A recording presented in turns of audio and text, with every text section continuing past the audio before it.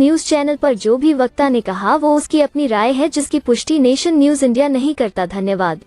सब एकत्रित हुए हैं देश के प्रति उनका योगदान और सेवा का सम्मान करने के लिए। बाबा साहब का जन्मदिन 14 अप्रैल को बड़े ही हर्षोल्लास से मनाया जाता है। इस दिन को समानता दिवस और एकता दिवस के रूप में भी मनाते हैं। बाबा साहब ने अपने जीवन काल में छुआछूत को लेकर काफ़ी कठिनाइयों का सामना किया, जिसके लिए उन्होंने अपना पूरा जीवन ही दलितों के लिए समर्पित कर दिया। बाबा साहब ने मानवता और देश की एकता अखंडता के लिए भी काम किया। बाबा साहब को अक्सर सबने दलितों का नेता बताने की कोशिश की है, जो कि पूर्ण रूप से सही नहीं है। आज मैं बाबा साहब द्वारा राष्ट्र और समाज निर्माण के लिए कुछ कार्यों को बताना चाहूँगी, जिसमें सबसे पहले आता है महिला उत्थान के लिए किए गए कार्य। बहुपत्नी की परंपरा को खत्म कर नारियों को अद्भुत सम्मान दिया। वैध पत्नी के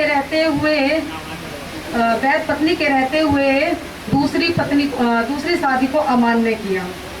गोद लेने का अधिकार दिया, तलाक लेने का अधिकार दिया। बेटे की तरह बेटी को भी पिता की संपत्ति में अधिकार का प्रावधान दिया। स्त्री की क्षमता के अनुसार ही काम लेने का प्रावधान दिया। समान कार्य के लिए पुरुषों का समान वेतन पाने का अधिकार दिया। प्रसूति छुट्टी पाने का अधिकार दिया। धार्मिक स्वतंत्रता का अधिकार दिया। लिंग भेद को खत्म किया। बाल विवाह पर रोक लगाई और श्रम की अवधि को 12 घंटे से घटाकर 8 घंटे का कार्यकाल किया। मानवीय गरिमा, यहाँ तक कि बाबा साहब ने महिलाओं के लिए राष्ट्रपति और प्रधानमंत्री बनने तक के द्वार खोले। मानवीय गरिमा के साथ जीवन जीने का अधिकार दिया। ये सारे के सारे अधिकार बाबा साहब ने सभी महिलाओं के लिए दिए हैं, ना कि निम्न वर्ग की महिलाओं के लिए। बाबा साहब ने महिला सशक्तिकरण के साथ ही भारत को वित्तीय रूप से मजबूत करने के लिए बहुत सारे सुझाव दिए, जैसे कि भारत सरकार का एक केंद्रीय बैंक होना चाहिए, जो कि भारतीय रुपए का संचालन करे, जिसके चलते भारतीय रिजर्व बैंक की स्थापना हुई।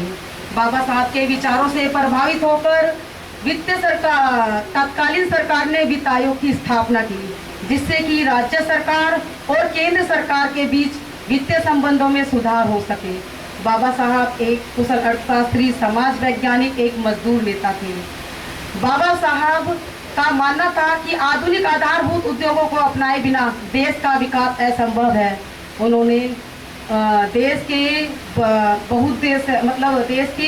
बहुत सारी सेल जैसे प्लांट दिए उनके लगाने के लिए, और उन्होंने जो भारत की पहली बहुउद्देश्य परियोजना शुरू हुई है, जिसे हम दामोदर घाटी परियोजना के नाम से जानते हैं, वो भी बाबा साहब की देन है। बाबा साहब शिक्षा पर ज़्यादा जोर देते थे। वो जानते थे कि शिक्षा के द्वारा ही अंधविश्वास, झूठ, आडंबर को दूर किया जा सकता है। इसीलिए उन्होंने शिक्षा पर जोर दिया। शिक्षा के द्वारा ही हम नैतिकता का अभाव विकसित कर सकते हैं। इसी के साथ मैं अपनी वाणी को विराम देते हुए सिर्फ इतना ही कहूँगी कि बाबा साहब के कार्यों का दायरा इतना बड़ा है कि उसे कुछ बातों में स्पष्ट रूप से नहीं बताया जा सकता। जय भीम, नमो बुद्धाय, और शिक्षित बनो, संघर्ष करो और संगठित रहो। जय भीम। उन्होंने डैम का आविष्कार किया, जो बांध है, जैसे भाखड़ा नांगल बांध है, हीराकुंड बांध है, वो बाबा साहब की माइंड की उपज थी। उनकी परिकल्पना थी। उन डैमों के माध्यम से छोटी छोटी नदियां बनाई गई। नदियों से नाले से बनाए गए, इससे सिंचाई की सुविधा हुई और दूर दराज तक जो खेती में पानी की व्यवस्था हुई। ये बाबा साहब डॉक्टर भीमराव अम्बेडकर जी की देन है। बाबा साहब डॉक्टर भीमराव अम्बेडकर जी जब संविधान सभा में संविधान पेश करके आ रहे थे, तो आचार्य जे.बी. कृपलानी उन्होंने पूछा कि डॉक्टर अंबेडकर आज बहुत खुश दिखाई दे रहे हैं, क्या कारण है? डॉक्टर बाबा साहब अंबेडकर ने मुस्कुराते हुए कहा कि कृपलानी जी, मैं आज इसलिए खुश हूँ क्योंकि जो मैंने संविधान सभा को पेश किया है, उस संविधान के लागू होने के बाद अब जो राजा होगा वो रानी के पेट से पैदा नहीं होगा। कृपलानी जी सोच में पड़ गए कि आप क्या कहना चाहते हैं, मैं समझ नहीं पाया हूँ। तो तब बाबा साहब ने कहा कि जो मैंने आम लोगों को वोट का अधिकार दिया है, आज के बाद जो राजा पैदा होगा वो आपके वोट से होगा, ना कि परंपरागत राजा जो बनता है वो। इसका मतलब रानी के पेट को उन्होंने बाज बना दिया। तो साथियों, आपको जो वोट का अधिकार मिला हुआ है, वो वोट का अधिकार बाबा साहब डॉक्टर भीमराव अंबेडकर जी की देन है। और आप आज जो शहंशाह हैं वो वोट के अधिकार की बदौलत हैं। यदि वोट का अधिकार आपके पास नहीं होगा तो आपकी कोई वैल्यू नहीं है, समाज में कोई पूछने वाला नहीं है। साथियों, समय का अभाव है। मैं all India SC/ST railway employ association का मंडल मंत्री हूं दिल्ली डिवीजन का, तो उस नाते एसोसिएशन की कुछ बातों पर प्रकाश जरूर डालूंगा। हमारी एसोसिएशन दिल्ली मंडल ही नहीं, अभी तो पूरे देश में जहां जहां तक आप स्टेशन देखोगे हमारी एसोसिएशन आपको मिल जाएगी वहां पर। और हमारी एसोसिएशन अपने कर्मचारियों के लिए जी जान से जुटी हुई है, पूरा काम कर रही है। चाहे वो पदोन्नति में आरक्षण का मामला हो, चाहे आरक्षण का मामला हो, जितने पर भी कोर्ट केस हैं, सुप्रीम कोर्ट से लेकर कैट तक, सारी एसोसिएशन हमारी दमदार तरीके से राष्ट्रीय महामंत्री माननीय अशोक कुमार सर और BL बैरवा सर के नेतृत्व में लड़ रही है। बाकी दिल्ली डिवीजन में हम आपके साथ खड़े हुए हैं, हम संजीव जी के साथ खड़े हुए हैं। संजीव जी बहुत ही मजबूती के साथ यहाँ पर काम कर रहे हैं और हमारी रजनी मैडम है वो भी बहुत अच्छा काम कर रहे हैं। आप इनके हाथ को मजबूत करिए और मंडल अपने आप मजबूत हो जाएगा। इसी के साथ मैं अपनी वाणी को विराम दूंगा। जय भीम, जय भारत। मंच पर उपस्थित सभी सदस्यगण और सारे स्टाफगण, बाबा साहब का जन्म 14 अप्रैल 1891 में हुआ था और बाबा साहब की ये 133वीं जयंती मनाई जा रही है। और बाबा साहब का जो राष्ट्र में जो सामाजिक, आर्थिक, राजनीतिक और शैक्षणिक में बहुत ही योगदान था राष्ट्र के निर्माण में। और बाबा साहब के बारे में जितना बोला जाए उतना कम। धन्यवाद। विचार रखने के लिए आमंत्रित किया, उसके लिए मैं आपको और आपकी पूरी ब्रांच को धन्यवाद देता हूँ। सबसे पहले मैं बाबा साहब के चरणों में नमन करते हुए मंच पर आसीन all India SC/ST railway employ के अध्यक्ष, जोनल अध्यक्ष श्री प्रेम सिंह जी, दिल्ली डिवीज़न के अध्यक्ष श्री महेश जी, दिल्ली डिवीज़न के सचिव श्री प्रताप जी, दिल्ली डिवीज़न के कोषाध्यक्ष एवं DRM ब्रांच के सेक्रेटरी श्री सुशील जाटव जी और मंच पर उपस्थित रेलवे के अन्य अधिकारीगण सभी और उपस्थित सभी साथियों को मेरा क्रांतिकारी जय भीम, नमो बुद्धाय। मंच पर काफ़ी वक्ताओं ने अपने विचार रखे हैं। मैं भी कुछ ज़्यादा ना बोलते हुए समय के अभाव के कारण बाबा साहब का जो मूल दर्शन है उसके बारे में ही बात करूंगा। जैसे संविधान में प्रस्तावना लिखी गई थी, आपको पूरा संविधान पढ़ने की बजाय अगर प्रस्तावना भी अपने दिमाग में, अपने विचारों में, अपने क्रम में शामिल कर ली तो आप ये मान लीजिए संविधान को आपने ग्रहण कर लिया है और जीवन में लागू कर लिया है। बाबा साहब ने भी अपने 3 मूल मंत्र दिए थे, शिक्षित बनो, संगठित रहो, संघर्ष करो। ये बाबा साहब के जीवन की प्रस्तावना है। अगर आपने इन पे विचार कर लिया तो बाबा साहब को आपने ग्रहण कर लिया है, स्वीकार कर लिया है। अगर इन पे विचार नहीं कर पाए तो कहीं ना कहीं आपके अंदर हमेशा कमी बनी रहेगी, भले ही आप अपने आप को कुछ भी साबित करने की कोशिश करने में लगे रहें।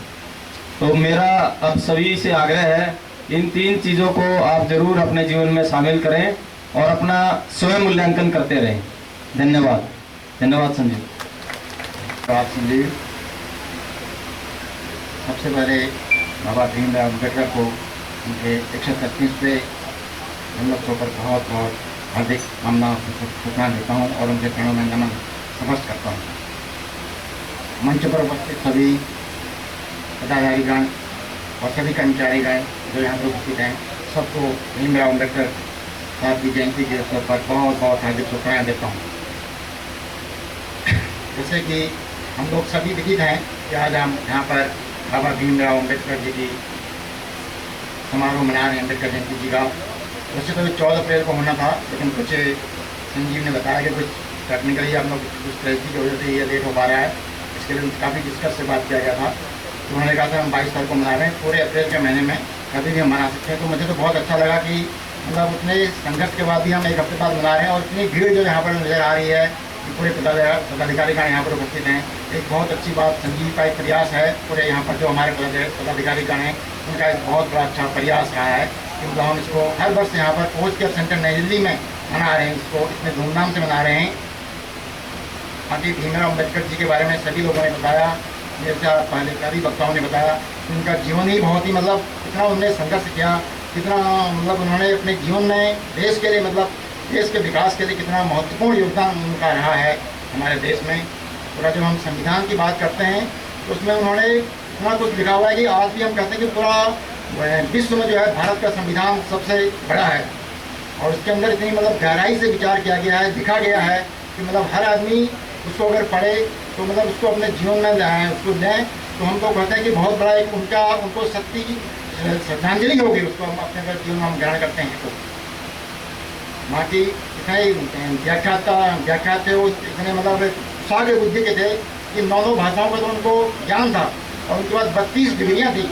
ये मतलब एक बहुत बड़ी उपलब्धि है उस टाइम, उस हिसाब से भी इस टाइम पर संविधान लिखा गया था। और उन्होंने जो उनकी जो मुख्य वो थी कि भाई शिक्षित रहिए, संगठित रहिए और संघर्ष करिए। ये वाक्य आज भी हमारे जीवन में और हमारे पूरे कर्मचारीगण जो भी जितने भी यहाँ लोग हम काम करते हैं सबके लिए बहुत ही मतलब एक सशक्त एक संघर्ष का एक उदाहरण है कि अगर हम लोग सभी शिक्षित हैं और संगठित हैं और मतलब एकजुट संघर्ष कर रहे हैं, तो आज हम पूरे गाँव से भी पढ़ के यहाँ पर आए हैं, भारत की राजधानी दिल्ली में भारतीय रेल के लिए सेवा कर रहे हैं। तो एक सब उन्हीं का ही अवसर है कि छोटे छोटे गाँव से कस्बों से हम लोग आकर यहाँ पर भारतीय रेल को अपनी देश सेवा दे रहे हैं।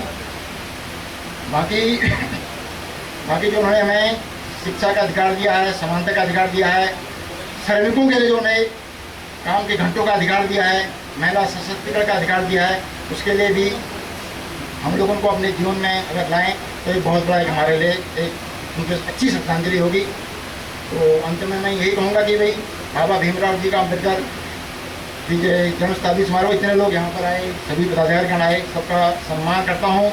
और नई दिल्ली पोस्ट केयर सेंटर में जो उनके पदाधिकारीगण हैं इतना बड़ा समारोह उन्होंने यहाँ पर आयोजित किया, वो भी इसके लिए बहुत बहुत बधाई के पात्र हैं।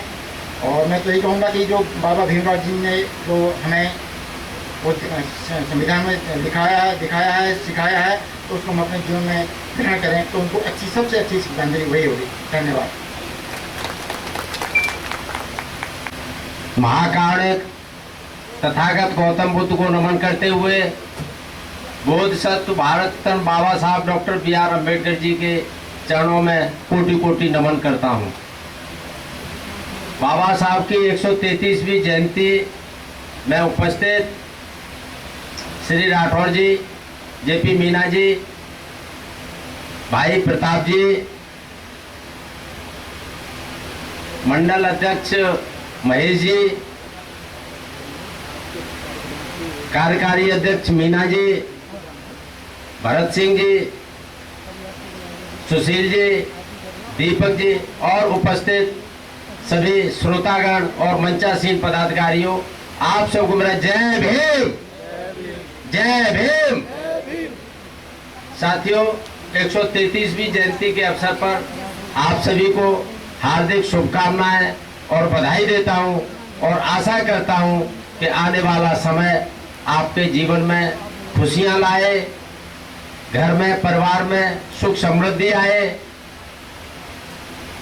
साथियों, बाबा साहब डॉक्टर B.R. अम्बेडकर जी का जन्म ऐसे देश काल और वातावरण और विषम परिस्थितियों में हुआ जहां इंसान को बराबरी का दर्जा नहीं देता था, भेदभाव, छुआछूत, असमानता जोरों पे थी। बहुसंख्यक होते हुए भी कुछ चंद लोगों द्वारा उनके साथ अमानवीय व्यवहार किया जाता था। पढ़ाई का अधिकार नहीं था, साथ चलने का अधिकार नहीं था, संपत्ति रखने का अधिकार नहीं था, बहुत सारी असमानताएं थी। ऐसी स्थिति में बाबा साहब ने जन्म लिया। बच्चा किसी का भी हो, सामान्य वर्ग का हो, रिजर्व का हो, गरीब का हो, अमीर का हो, बच्चा ही होता है। क्योंकि उसका जो दिमाग होता है वो एक कोरा कागज होता है और कोरे कागज से कुछ भी हम नहीं कह सकते। पढ़ने के लिए बाबा साहब को शुरू से लगन थी, इच्छा थी। इसी दौरान 6 वर्ष की उम्र में उनकी माताजी का देहांत हो गया। ऐसी स्थिति में और समस्या आई, लेकिन माताजी के देहांत से पूर्व जो इनके पिताजी सेना में सूबेदार थे, सूबेदार के पद से वो रिटायर्ड हो गए। रिटायर्ड होते ही आपको पता है कि जो भी सुख सुविधाएं होती है उस सब में कमी आ जाती है। इसके बावजूद भी बाबा साहब ने कि उन्होंने उस समय 32 डिग्रियां और 4 डिप्लोमा उन्होंने हासिल किए। 9 भाषाएं जिसमें संस्कृत भी थी। बाबा सिर्फ और सिर्फ बाबा साहब की देन है जो उन्होंने ट्रेड यूनियन एक्ट बनाया और ट्रेड यूनियन डिस्प्यूट एक्ट बनाया और इनको एक बात रखने का अधिकार दिया और हड़ताल का भी अधिकार। जो आज जो हड़ताल हमारी महिलाएं राजघरानों में या जो खदानें हुआ करती थी कोई अवकाश नहीं था, साप्ताहिक अवकाश और 14 घंटे से घटाकर 8 घंटे करवाना ये श्रेय सिर्फ और सिर्फ बाबा साहब को जाता है। साथियों, ऐसा नहीं है कि उस समय देवी देवता, भगवान, विद्वान कहीं भी किसी चीज की कमी नहीं थी, लेकिन वो जो भी था चाहे वो कितने ही बड़े हों, वो शासन सत्ता व्यवस्था के साथ थे, हकीकत से सब दूर थे और वो आम जनमानस से काफी दूर रहते हुए वो जनमानस के बारे में कोई सोचते ही नहीं थे। साथियों, आज जो बोनस मिलता है हमें, ये जो वेतन आयोग का गठन होता है, समय समय पर डीए बढ़ता है और जो सुविधाएं हैं ये सिर्फ और सिर्फ बाबा साहब की देन है। क्या ये सुविधाएं जो भी है, वेतन आयोग है या जो अन्य सुविधाएं हैं, क्या ये शेड्यूल कास्ट शेड्यूल ट्राइब्स के लिए है केवल? क्या केवल ओबीसी के लिए है? ये सभी के लिए है।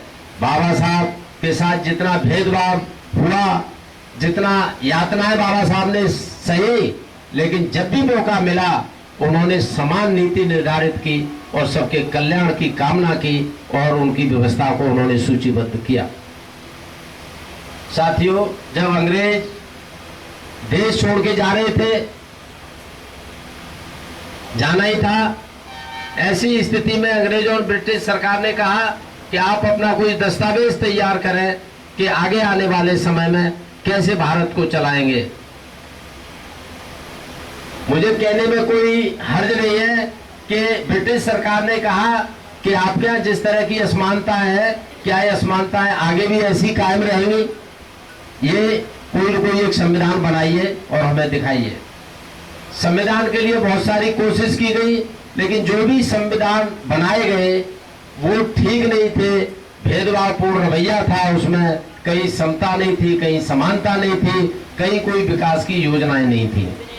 ऐसी स्थिति में उन्होंने, ब्रिटिश गवर्नमेंट ने मना कर दिया। फिर जाके जब इनके पास कोई योग्य व्यक्ति नजर नहीं आया, तब जाके बाबा साहब डॉक्टर BR अम्बेडकर जी को संविधान बनाने के लिए इनको संविधान जो अपना प्रारूप समिति थी उसका इनको चेयरमैन बनाया गया। साथियों, इसमें 7 सदस्य थे। 7 सदस्य में से 1-2 का देहांत हो गया, 2 विदेश चले गए, 2 का स्वास्थ्य सही नहीं था। सारी जिम्मेदारी बाबा साहब डॉक्टर BR अम्बेडकर जी के ऊपर आ गई। साथियों, देखिए उस समय की क्या ऐसी स्थिति थी कि बाबा साहब हर आर्टिकल को बनाते, हर व्यवस्था को बनाते और नेहरू और जो भी उस समय के उच्च हमारे राजनीतिज्ञ थे उस संविधान सभा में उसको रखते, अपना तर्क रखते और वो सामने वाले मानेंगे या नहीं मानेंगे, कई उसको वो मना करते थे, उसके कहते इससे बाबा साहब ये होगा, अम्बेडकर इससे ये होगा, लेकिन नहीं, बाबा साहब अपनी बात को मनवाने में कामयाब रहे। साथियों, कितनी बड़ी मुश्किल उस समय झेली होगी उन्होंने कि उस समय क्या व्यवस्था थी और संविधान में क्या व्यवस्था की गई है। इस सब के बावजूद 2 साल 11 माह 18 दिन में उन्होंने ऐसा दस्तावेज तैयार किया जो न केवल भारत में बल्कि विश्व में आज हमारे संविधान को मान्यता दी गई है। और इस संविधान की वजह से पूरा संपूर्ण भारत आज सुदृढ़ता के साथ डटा हुआ है। यूं तो हमारे संविधान के बाद बहुत से देशों के संविधान बनाए गए, लेकिन वो संविधानों में बदलाव हुआ, संविधान बदले गए, लेकिन हमारा भारतीय संविधान इतना मजबूत संविधान है कि संशोधन किए जा सकते हैं, ये संविधान बदला नहीं जा सकता।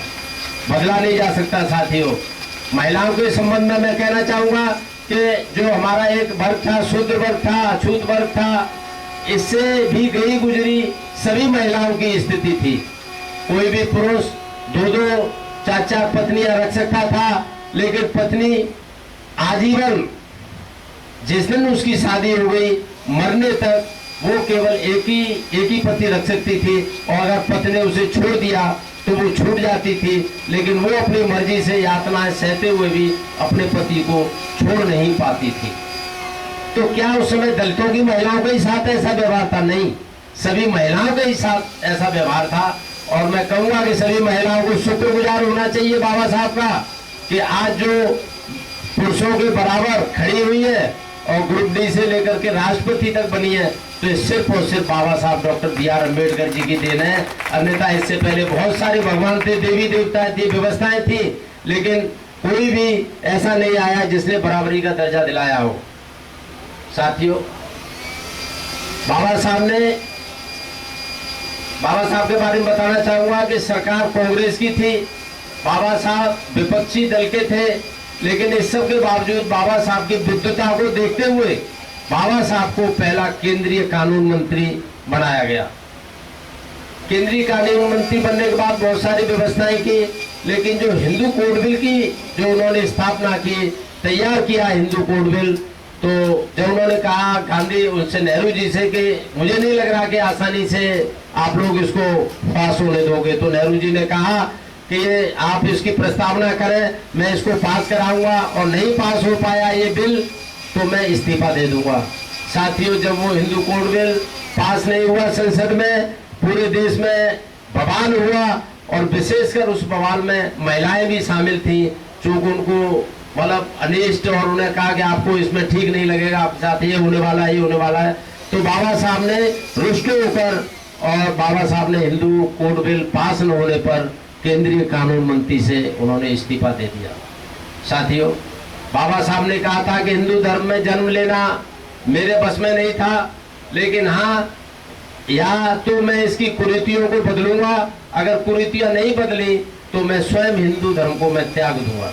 साथियों, बहुत लंबे समय तक बाबा साहब ने सभी धर्मों का अध्ययन किया और सभी धर्मों में गए, उसमें पढ़ा, अंतर तक गए, लेकिन सभी में कहीं न कहीं कोई खामियां दिखाई दी। लेकिन बाबा साहब ने अंत में विज्ञान पर आधारित बौद्ध धर्म को स्वीकार किया, क्योंकि बौद्ध धर्म में कोई पूजा नहीं होती है, बौद्ध धर्म कभी किसी को गलत राय नहीं देता है। बौद्ध का मतलब है कि गाइड हम है, रास्ता आपको स्वयं चुनना पड़ेगा, स्वयं आपको रास्ता तय करना पड़ेगा। तो साथियों, ऐसी बहुत सारी व्यवस्थाएं थी, और अंत में जाके उन्होंने 1956 में बौद्ध धर्म स्वीकार किया, जो कि उस समय का क्या आज तक है जो धर्मांतरण था, वो सबसे बड़ा धर्मांतरण था। साथियों, जो हिंदू कोड बिल था वो उस समय पास नहीं हुआ, लेकिन बाद में जाके वो टुकड़ों में हिंदू कोड बिल पास हुआ। आज पिता की संपत्ति में रखने का अधिकार है, बच्चा गोद लेने का अधिकार है, अपने अगर उनका पति उनके साथ अगर अच्छा व्यवहार नहीं कर रहा है, उत्पीड़न कर रहा है, तो उसके साथ वो उनको तलाक भी दे सकती है। साथियों, बस मैं ज्यादा कुछ नहीं कहूँगा, क्योंकि वोट के बारे में और मैं हल्का सा कहूँगा कि वोट का अधिकार के लिए बहुत सारी बहस छिड़ी गोलमेज में, और उस समय ये प्रस्ताव आया कि किसको वोट डालने का अधिकार दिया जाए। तो प्रस्ताव में आया कि हाई स्कूल करने वाले को वोट का अधिकार दिया जाए। बाबा साहब ने विरोध किया, कहा अच्छा, मेरा सभी साथियों से मैं 2 मिनट में अपनी बात समाप्त कर रहा हूँ। भोजन की व्यवस्था की गई है CNW की तरफ से, सभी लोग भोजन करें, 2 मिनट और मुझे दें बस, धन्यवाद।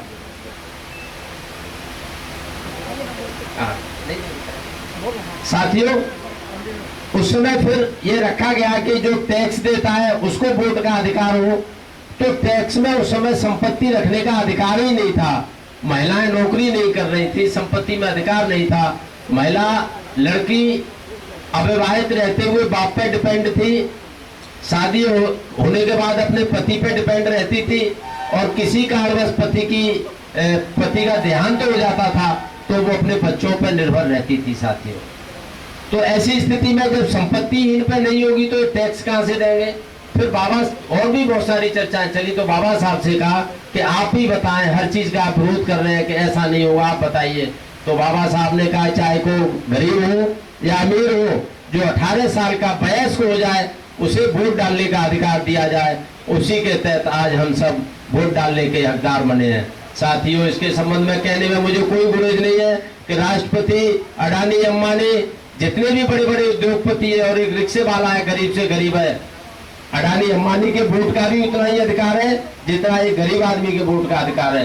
तो साथियों, बाबा साहब के इस खूबसूरत आयोजन के लिए ये जयंती मनाई गई, 133वीं जयंती है। CNW में अपार भीड़ है, अच्छी व्यवस्था है। मैं इस सब के लिए आप सबको पुनः हार्दिक धन्यवाद, हार्दिक अभिनंदन और हार्दिक बधाई देता हूँ। और मैं आशा करता हूँ कि बाबा साहब को पढ़ने का काम जरूर करें, जिसने अगर बाबा साहब को नहीं पढ़ा तो मुझे लग रहा है कि उसका जीवन अधूरा रह जाएगा। मैं अंत में यही कहूँगा कि आडंबरवादी व्यवस्था से दूर रहते हुए बाबा साहब को पढ़ें और जीवन में आगे अपना जो लक्ष्य निर्धारित करें और उसी लक्ष्य को प्राप्त करें। यही बाबा साहब का संदेश था। और आज बाबा साहब की आज जो जयंती है, पुष्पांजलि है, सच्ची पुष्पांजलि यही होगी कि बाबा साहब के बताए हुए मार्ग पर हम सब चलें। जय भीम, जय भीम, धन्यवाद। पधारे हुए समस्त सम्मानित सदस्य, हमारे राठौर सर, हमारे अशोक जी शायद ना आ पाए, प्रेम जी और जोनल कैशियर अमलजीत सर, हमारे मीना जी और समस्त बंधु और भाइयों बहनों, मैं ये कहना चाहता हूँ कि बाबा साहब ने जो किया है वो दूसरा तो कर नहीं सकता, लेकिन वो सब एक चीज़ कहते थे कि पढ़ो और पढ़ने दो। तो आप लोग और अपने बच्चों को पढ़ाइए और जितना हो सके उतना पढ़ाइए, क्योंकि हम लोग भी ये क्वालिफिकेशन जो हम लोग रेलवे में ज्वाइन करा, तो आप पढ़ के ही रेलवे की वैकेंसी कर सकते हैं, कोई भी वैकेंसी पास कर सकते हैं। लेकिन शायद आपको ये ना पता हो कि पढ़ने का मतलब होता है अपने घर में पहले माँ, अपने पिताजी और उनके साथ के सहयोगों से स्कूल में एडमिशन होता है। एडमिशन होने के बाद धीमे धीमे बच्चा पढ़ता है, उसको मार्गदर्शन खाली हाई स्कूल इंटर BA करने से कुछ नहीं होता है, उसको मार्गदर्शन सच्चे देशभक्त, सच्चा राष्ट्रभक्त और सच्चा कर्मचारी जो हम लोग काम बनते हैं उसको बनाना चाहिए। और मैं बाबा साहब के जन्मदिन 14 अप्रैल को 1893 में जो पैदा हुए थे, जब उस वक्त की परिस्थितियों के हिसाब से, आज की परिस्थितियों के हिसाब से कुछ भी नहीं बदला है, लेकिन मानसिकता बदल रही है। आप लोग सबका सहयोग दें, सबका साथ रखें और जो हम लोग सोचते हैं कि कैसे करा जाए, लेकिन उसका सोचने का मतलब ये होता है कि हम एक कर्मचारी है, एक अच्छे कर्मचारी बने, देश की सेवा करें, रेल चलाएं। उसके बाद हम सब यूनियन करते हैं, अपने एसोसिएशन चलाते हैं। कोई भी कर्मचारी को किसी को भी कहीं भी प्रॉब्लम होती है वो कहीं भी जा सकता है, कोई भेदभाव नहीं होता। हमारे संजीव जी भी हैं, हमारे हरिओम तिवारी जी हैं और हम हैं, या कोई भी हो, हम लोग कोई भी भेदभाव नहीं करते, चाहे महिला कर्मचारी हो चाहे पुरुष हो। लेकिन अगर कोई कुछ कहता है तो उसको सुनने की क्षमता बढ़ानी चाहिए। और बाबा साहब की तरह डिग्रियां, पहली बात तो हम लोग ले नहीं सकते, मैं भी LLB पास हूं, लेकिन हमने बड़ी मुश्किल से पास करी है। एक बार भी पास करना हम लोग को भारी पड़ गया। लेकिन उन्हें शायद 32 साल में उन्होंने करीब 24 डिग्रियां पास करी थी। नहीं 32 साल में उन्होंने 24 डिग्रियां पास करी थी, लगातार पढ़ते रहे। आजादी के बाद तक भी वो अमेरिकन यूनिवर्सिटी में पढ़ते रहे, मिशिगन में उन्होंने पढ़ाई करी थी। और भारत सरकार ने उनको पढ़ने का मौका, मतलब उस वक्त के जो राजा होते थे उन्होंने उनको होलकर साहब ने दिया था। अब आजकल राजा तो नहीं होते हैं, लेकिन पढ़ने के लिए व्यवस्था जो है घर से होनी चाहिए। अपने बच्चों को अच्छे पढ़ाइए, अच्छा भविष्य बनाइए उनका और पढ़ाई करिए, पढ़ने दीजिए और पढ़ के ही आगे बढ़िए। धन्यवाद।